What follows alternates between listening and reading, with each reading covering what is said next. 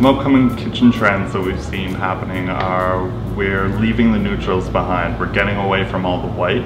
We're introducing color. Bold, deep, rich colors like dark navies, dark greens, some deep charcoal grays. They're sort of neutral, but they're still really bold. They're just not your white space.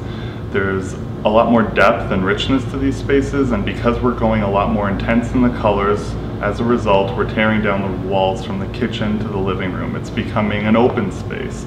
Your kitchen is part of the living room, part of the dining room, part of the entryway. It's all one big living space, not a room for a purpose or a function of cooking. A lot of people aren't doing that much cooking, but you need a kitchen in your home. So we want to take that space and make it feel like the rest of the house. We're also seeing a lot more texture. So bolder patterns in the wood, maybe we're going with an exotic striped species for the cabinet. We're doing a lot of texture in the grain with the color, some cracking, some distressing. We're sort of returning to a bit more of a rustic look. Even the contemporary spaces are going to be a lot more rustic than the high gloss modern we saw before. We're also opening up your kitchen. We're taking down that wall, both in the front, but we're losing the upper cabinets in the back.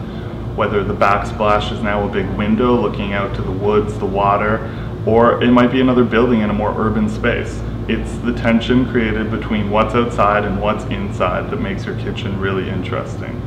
We're also starting to see a lot more pattern into the space. Whether the pattern is the texture of the wood, we're doing something really striking with really strong linear lines, or we're mixing it with really interesting mosaics on the backsplash.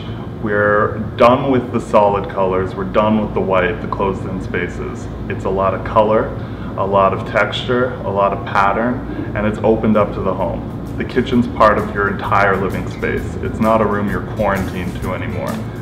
You're part of the party.